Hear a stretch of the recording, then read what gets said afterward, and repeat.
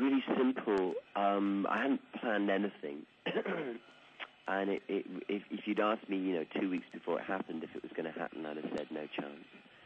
And it was a whole lot of kind of synchronistic events that just took me to a place of going, Larry had rung me.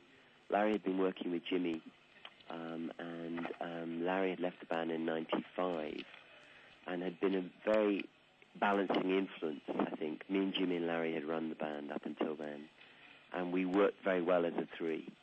And when Larry went, me and Jimmy didn't quite know how to lead the band forward, I don't think. And so Larry rang me 2 years ago and asked me if I wanted to come and jam with him and Jim. They got some songs together. I said no. I was working, doing other things. And this time he rang, and he really talked persuasively for about an hour. And I said, well, hang on, I'll think about it. And I was heading up to Yorkshire to see my mum, and I rang up Larry and said, okay, I'll meet you, but in a rehearsal room. Let's jam for actually a couple of days. And I wanted to see where people were at and where their heads were at, and if relationships had changed. I would never have got back involved in James unless relationships had changed, and people had individuals, had moved on. And so we did a few days, and we wrote loads of songs in a few days and had a fantastic time. And I saw that it was possible in those few days.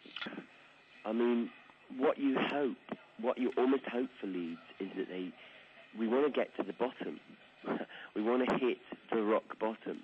I'm praying that this is it, because if it isn't, it's just too awful to contemplate. Because when you hit rock bottom, that's when you can start building again. And at Leeds, there's a huge foundation waiting to pick the thing up and waiting to go forward with it. There's a big story there waiting to come back. But before that can happen, you have to hit the bottom, and you have to have people in control who are willing to build from the bottom up.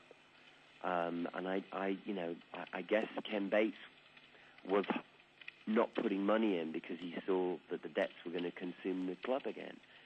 But it's like maybe we've hit rock bottom now. I hope so.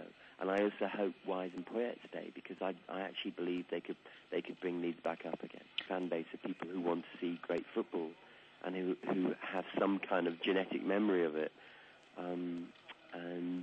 So we want that back again. You can see today that the clubs who have clout have money. Money and wisdom makes a good club. If you have wisdom and no money, you can only get so far. And if you have money and no wisdom, you can only get so far. And it's like you need the combination. I would like Leeds United to run out to This Is Our Destiny calling, because I'd like them to connect to the memory of the great Leeds teams and the support, the enthusiasm and the fire that is in the Leeds fans' bellies, that are just waiting for somebody to step into that myth and walk the talk.